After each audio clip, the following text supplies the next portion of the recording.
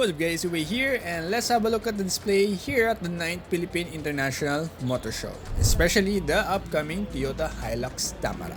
So let's go!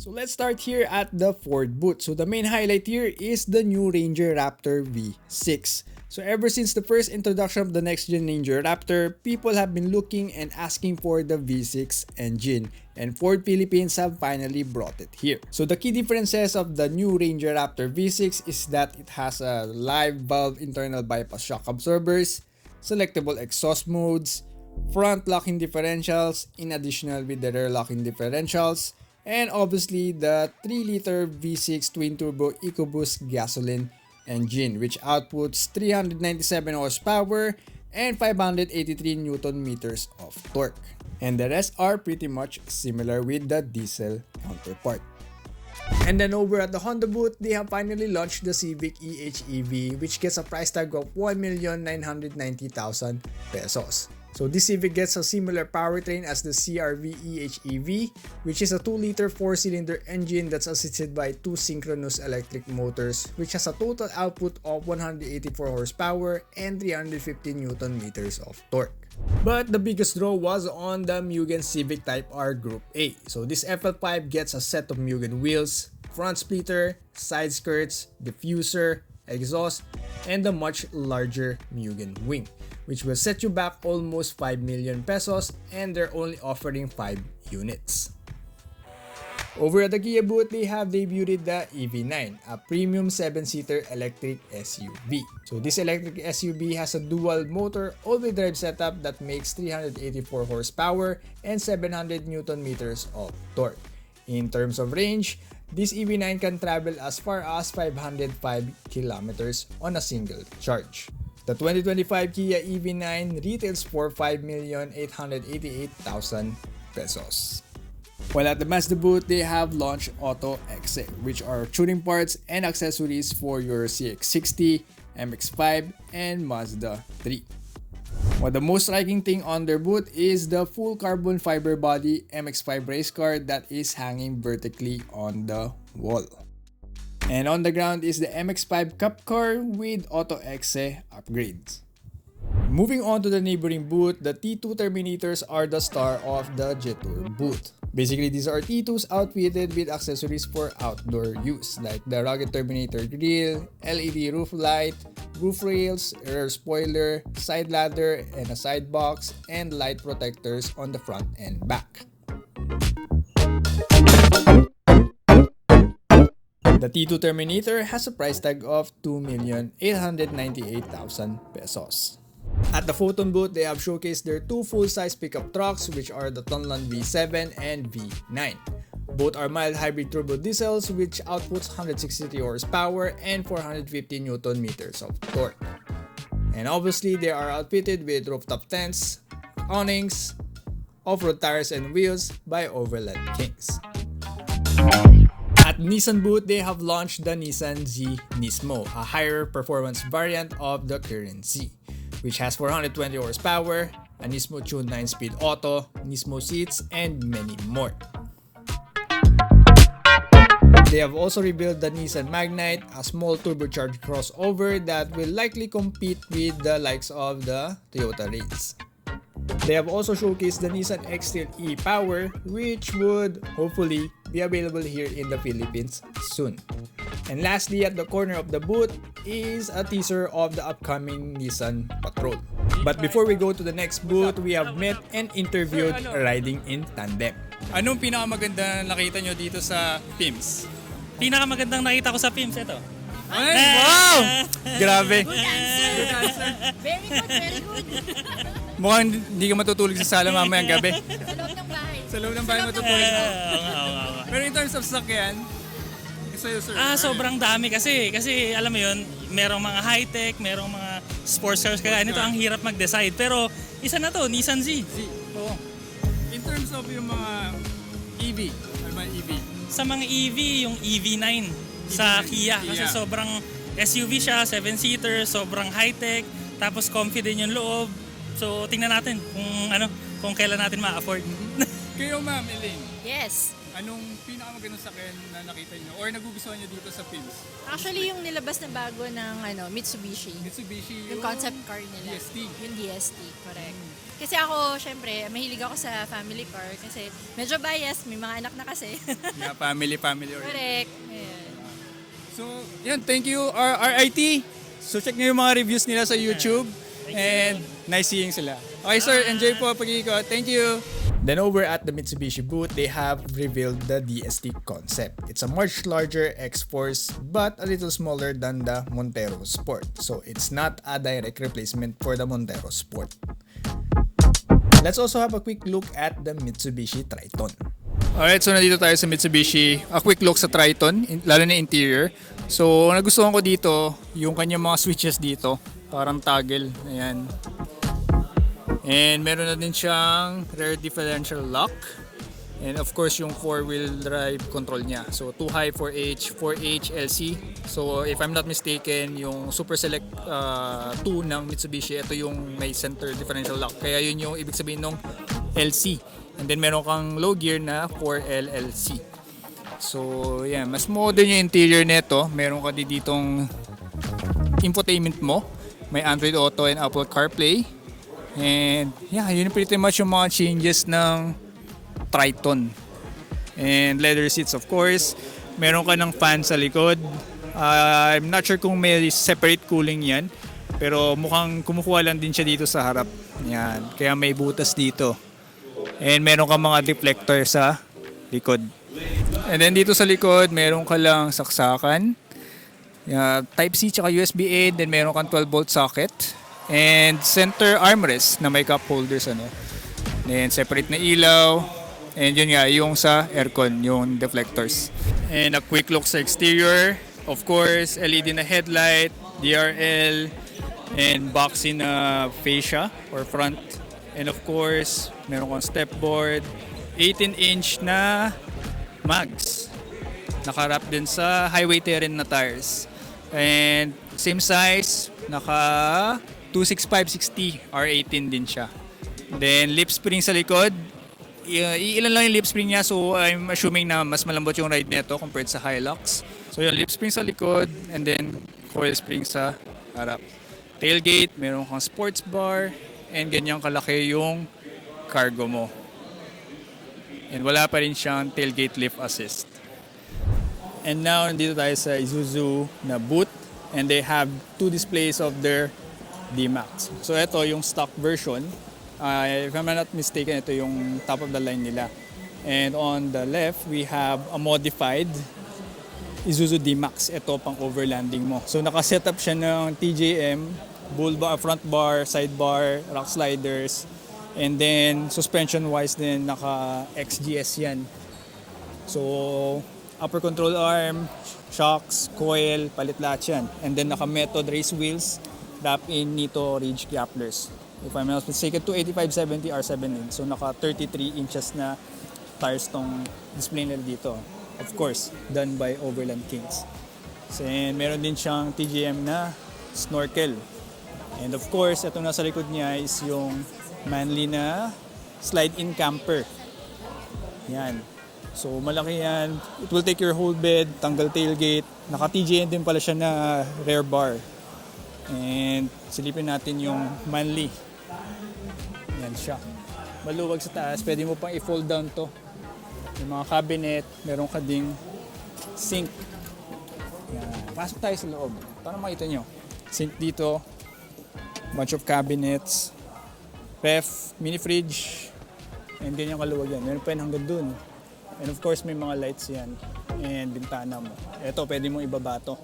Para maluwag yung higaan mo. Tapos angat mo na lang kung bababa ka na ulit.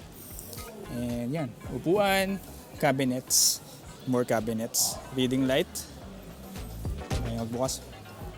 Yan, then mga sockets din dito. Yan, manly na slide-in camper for pickups. So sa interior, you have leather seats, leather steering wheel of course, everything. Soft touch, pati yung sa door siding mo. Hard plastic lang dito pero dito soft touch. And automatic pa rin, or automatic lang din yung sa driver. The rest, wala, hindi siya automatic. So yun, pretty much the same sa previous na D-Max bago pa mag-facelift or update. Pero ang nadagdag ngayon, meron ka ng deep lock, tapos merong ABM, and yung rough terrain mode niya. So yun yung mga nadagdag dito. So more electronics or more assist. Yan yung nadagdag sa bagong D-Max. Meron din ditong OVR. OVR ba yan? Yan. So meron ka ding downhill assist control. And pretty much the same pa rin sa lumang D-Max. So minor update. Pero yun talaga pinakamalaking update, yung kanyang rear diff lock. Kasi yung mga previous na release, wala siyang differential lock. So just to further expand, the AVM is basically a 360 camera, and then the DVR stands for digital video recorder, which is basically a dash cam or simply a dash cam, which uses the front and rear cameras of the vehicle. So yan yung D-Max na pang overlanding. Ito naman yung regular lang na D-Max. So sports bar, yung third tail lamp mo nasa mismong cab siya, hindi siya kasama dito sa sports bar. Meron ka lang 4 na hooks. May plastic bed liner ka na rin.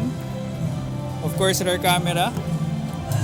Though yun lang, wala siyang tailgate assist, kaya medyo mabigat pa rin siyang buhatin, ano. Pero meron ka mga parking sensors. LED na din yung likod. 18-inch na rims. Ano ba to? 265, 60R18. So same diameter tulad na sa HILUX. Rear drum brakes, lip spring. Pero ito parang 3 or 4 lang ata yung lip spring niya. So medyo, I expect na mas malambot yung ride nito compared sa HILUX. And yung interior, yeah, pretty much same. Ito may aircon sa likod and saksakan. Yan. USB-C isa lang. Tapos meron kang maliit na pocket for your phone. And then hangers. And center armrest. Yan. Yeah, that's pretty much it sa Isuzu D-Max. So here naman sa Suzuki booth, they have revealed their EVX concept. So yan, fully EV. Ang finish niya yung parang sa Kia, ano ba yun? EV9 ba yun? Ganon din yung finish niya, parang metallic brush. Hindi naman siya brush, parang aluminum something finish. And also meron silang bagong version or edition ng Jimny, Rhino Edition. So meron pang 5-door, meron din pang 3-door. So ang difference lang is mostly cosmetics. Kung mapapansin nyo yung stepboard niya, tsaka yung bumper, and yung grill din ata, and decals, iba sa regular na Jimny. So makikita mo yung sa gilid, parang black lang siya, unlike dito na gray siya, or silver rather. Yun yung mga differences or noticeable na differences sa Rhino Edition ng Jimny. And finally, here at the Toyota booth, they have showcased the Kayobako concept car, the BZ4X, and a couple versions of the upcoming HILUX Tamaraw. Alright, so nandito naman tayo sa Toyota booth. Kasama din natin si Engineer JL. And Bro JL, ano ba makikita natin ngayon dito sa Toyota booth? So dito sa Toyota booth, we're featuring Beyond Zero. So as you can see, meron tayo ditong BZ4X and a concept car called Kayobako. But of course, most importantly, meron tayong Toyota Tamaraw conversions dito. So ano ba yung na-display ngayon na Toyota Tamaraw conversion? So ngayon, we have here a drop side high with 800,000 worth of aftermarket parts, excluding the ATV and the trailer. So meron din tayong camper RV and a food truck. So yung overall theme nito is a lifestyle. So we want to show the customers na this is the lifestyle use of the Tamaraw. Ayan. And then for sure meron pa kayong mga naka-display na Tamaraw sa labas, no? Ano pa yung mga ibang conversion project na dinala nyo dito sa PIMS? Ayan. So meron tayo sa labas na mobile LED, mobile service vehicle, refrigerated van, patrol, and ambulance. So ang dami din pala ng conversion project na pwede nang maging available anytime soon in the future. So, hindi na naman kayo inipin pa. Bigyan na namin kayo ng tour sa mga Tamaraw setup dito tsaka yung ibang display, ano? Alright. So, sige, bigyan mo kami ng tour. Saan tayo mauna? Pwede natin simulan sa Tamaraw Camper RV. So yung Tamaraw Camper RV, so it's like a hotel on wheels. So on the outside, you can check. So meron pala mga So, lagayan meron dito. siyang sliding kitchen. Ayos pala eh. Hindi ka na magbibitbit ng kitchen mo. Meron na dito sa gilid. Nature hike guys. Nature hike. So it has a sliding kitchen. And then dito sa entrance. So meron siyang power adjusted step board and power Adjusted na. awning sa labas. And then So yan. grab handle. Sige, dito tayo sa likod. So guys, mga power features meron yung camper Tamaraw. And then dito naman sa likod, And sa likod, meron tayo ditong storage cabinet and then ladder, mainly to access yung solar panel sa taas. So it also has an industrial plug for 220 volt power source. so yan. O, dito naman tayo sa kabila. May mga dami pang drawers dito. Sa sides naman na to, meron tayong access for the toilet. So yung method to Dispose throw the yung- waste. Yeah. So meron tayong parang luggage dito. Ayos to ah. Madaling mag-dispose ng dumi mo.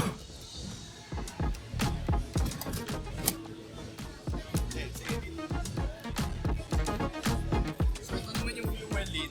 Pero dito, meron din tayong mga electrical components. So andito lahat ng mga electrical components nyo. Yung Kailangan battery, inverter, and other electrical components. Tagun-tago lahat guys. And very madaling i-access kung sakaling kailangan nyo i-maintain. Ayan. So makita nyo rin, meron siyang mood light. Ayan. For both left hand and right hand sides. So nabanggit mo sa akin kanina na babago yung kulay nito. Na-adjust. Na-adjust lang. From dim up to Pwede the mo brightest. Alright. So yun, hindi lang siya isang parang brightness. Na-adjust mo yung brightness niya. Depende sa gusto mo. Okay. And now let's have a look at the interior of the Tamaraw Camper RV.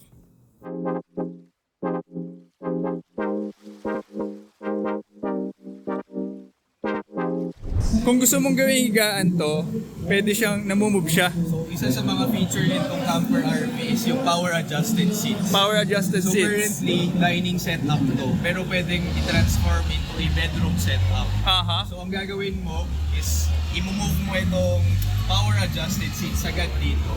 And then, okay, sagad siya sa dulo. Tapos pwede mo nang idiretso to. Pwede mo na i-diretso. Tapos ito natutupidin yung table. O kung kulang to, usually kasi mukhang bata lang hash talaga dito. Pwede dito sa baba. Tapos pwede mo ring idugtong to dito. Natataas yan. Ayan. Tapos mga ilaw. Tapos mga cabinet dito sa taas. Of course yung aircon. CR dun sa likod ni JL. Yung lababo nandun. And yung mga more cabinets pa. Ang dami yung pwedeng paglagyan actually. Tapos meron siyang onboard battery, 400,000 mAh. So Mhm. it's either chargeable using the solar panel sa taas Or alternator. 220 volt. 220 volt. And yes, meron din siyang Alternator charging. So, makakatagal ka sa campsite for more than mga 3 days, gano'n. Or even more. So, ito yung bathroom. May shower, salamin, pool mirror, yan. Of course, may bidet rin kung walang bidet sa campsite nyo. And toilet. Tapos, lagayan ng mga toothpaste nyo. O mga toiletries. Yan. O may baso pa ng Overland Kings. Gamtech. Cool. Kasi yan, ventilation dito sa taas. Ito pa, pakita Yan. mo to. Then, ito pa daw. Ito, additional storage. Yan. So pinipindot siya para lumabas yung... O yun, no? Ito, lagayan ng mga sapatos for sure. Tapos ito,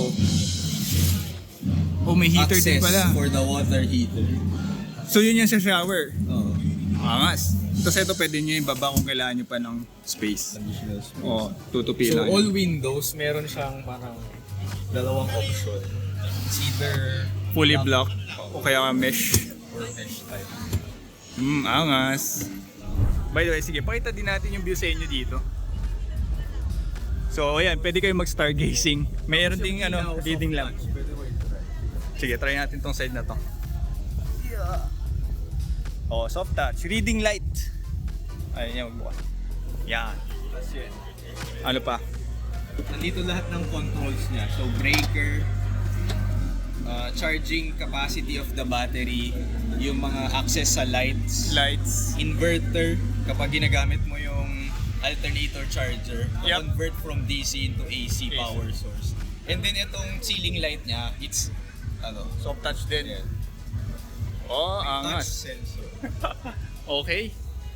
And then, nakikita ko meron tayong diner dun sa kabila. Ayan. Special conversion project din yan. Yes. So it's also one of the Toyota Mobility Solutions conversion. So it's a food truck and main customers are emerging business. So this food truck can also be a mobile store. So what we will do is just remove the interior and then Palitan lang yung the loob. customer can Depende sa... customize. Yeah. But this one can also be used as a mobile pet grooming. So Pet just grooming solution. modify lang yung side opening to make it pet. Suitable dun sa solution na kailangan. Yes. Angas. So, ang dami na pwedeng gawin sa Tamaraw. Dito sa PIMS, pinapakita nila kung ano yung mga possible o yung pwedeng gawin sa Tamaraw. So, yun. I think that's pretty much it dito sa Toyota booth. Pretty interesting yung kanilang display. Wait lang. One last thing. Dito muna tayo sa isang drop side na na Tamaraw. Ito yung pinaka interesting na build na nakita namin. It's the Tamaraw drop side high. So it's a lifestyle setup, meaning we have a fully loaded drop side pickup with an ATV at the back worth 1 million. It also has a camping trailer. Total worth is also around 1 million. Modifications na nilagay natin dito. First is we install a driving light. So PIAA LPX 570 Budol. yellow lights. Ayan, dito tayo sa side. Side naman. Ito, bigatin ng mags nito. Siyempre, hindi tayo papayag na So this max is a TE37 with BFG KO3. So we also Pinakabagong upgraded the suspension with Robinsons. It has 2-inch lift. Sige, sa loob. Wait lang. Bago tayo mag-proceed doon, ito ba kasama na sa drop side to? So this is an optional accessory. Optional. So fender hooks. Sige nga, para saan yung mga fender hooks? Fender hooks kasi may mga based from our interview from customers, may mga customers na gusto ng merong talian dito kapag ka may roof rack. Roof rack. Oo. Alright. So So, main, for construction businesses. Okay. so mga karga and other accessories. Alright, so dito naman tayo sa bandang likod. So ito, loaded to with Robinson's suspension, 40mm lift. Pero sa likod, syempre may something special tayo dito. Yeah, So this one is equipped with airbag man air suspension. Since we'll be placing an ATV and a camping trailer na may ball weight, syempre merong air suspension dito sa likod. So we can do a demo. Sige, tingnan natin dito sa loob yung control. Lapit kayo guys. Ayan. Ayan, makikita mo ngayon. So this is the control of the airbag man air suspension. So it also has an air compressor on board. So ngayon nasa 30 PSI siya. So sige, pwede mong sige, pakita mo yung likod. Sige, layo ka. So mag-air down tayo ngayon.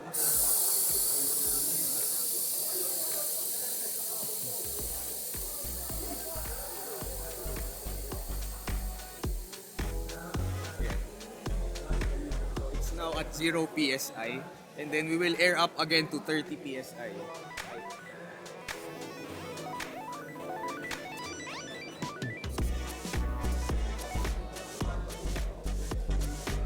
So it's now back to the original height na at 30 PSI.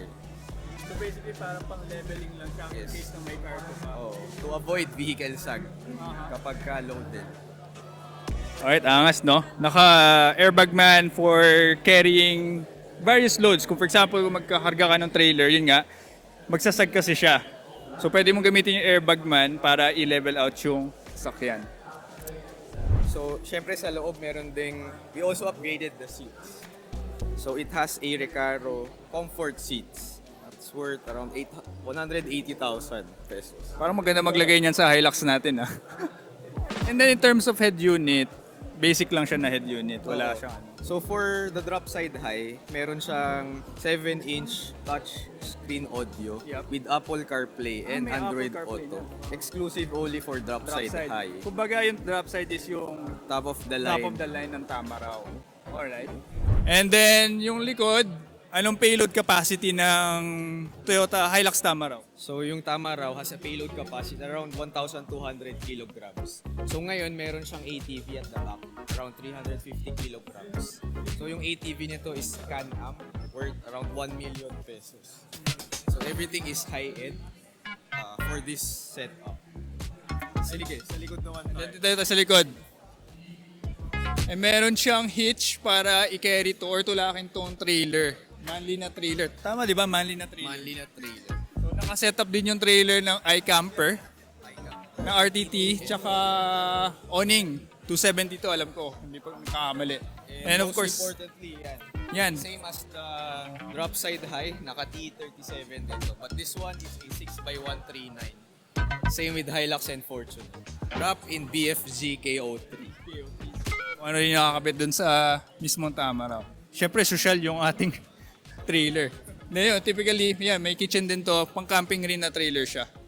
Check nyo lang si Overland Kings. Andun lang yun. The Hilux Tamaraw is powered by the 2GD diesel engine, the same engine that could be found on the 4x2 Hilux and 4 Tuner, which outputs 150 horsepower at 3,400 RPM and 400 Nm of torque at 1,600 to 2,000 RPM. For the transmission, it gets a 6-speed automatic for the drop side high, and the rest gets a 5-speed manual. The drop side high gets an LED headlight and DRL, while the rest gets a halogen headlight. The drop side high also has SRS airbags both for driver and passenger, a power adjust rear view mirror, ABS, and EBD. So he's my friend. So he's Nice to also meet you. a Hilux owner. Nice to meet you. So, how do you find all of the conversion projects on the Tamaraw displayed here? Yes, very variant, very useful. Very useful. We hope, because we are one of the construction of the project here. Yeah, So yeah. we hope it's very high sale volume for you. I think pretty much Filipino will really love it because Yeah. if you have known in history, we have a lot of Tamaraw and they're really looking forward on Okay. the next generation. Okay, let's see. Let's see. Yeah. Thank you very much. Thank you. And enjoy your stay here in the Okay. Philippines. Thank you. Alright, so yeah, yan yung mga display dito. And then of course yung mga concept dito, yung ano ulit to? Kayo'y Bako. Kaya ba ako? So it's an EV, EV. outdoor concept siya. It was first displayed sa Japan Mobility Show last year. Last year. So ito yung first Southeast Asia debut nitong concept car na. And then sa kabilang side naman, yung BZ4X. Ano yan? Electric vehicle? Yes. So sa kabilang side yung Toyota BZ4X. First EV model ni Toyota. Pretty interesting yung mga lineup. Magkakaroon na tayo ng mga EVs rin. Nagsisilabasan na yung mga hybrids and then slowly naglalabasan na rin yung mga EV dito sa Pilipinas. Ano? Alright, so that's pretty much it dito sa Toyota booth. Thank you kay Engineer JL. And let's check out the other display dito sa PIMS. And lastly, at the Changan booth, they have their Hunter REV. It's a range-extended EV pickup which has a 2-liter turbocharged gasoline engine that charges the battery. For the 4x4 model, it has dual electric motors capable of outputting 268 horsepower and 417 Nm of torque. For the 4x2 model, it's capable of outputting 174 horsepower and 320 Nm of torque. It has a comprehensive range of 1,031 kilometers. At the back, it has double 220-volt socket and this cool tailgate which you could use as a step to get into your cargo bed. So after going around the main hall, I went to the aftermarket hall where they showcase aftermarket parts and detailing products. So yeah, that's pretty much it for this Philippine International Motor Show vlog. I hope you enjoyed the video. Don't forget to like, share, and subscribe if you haven't.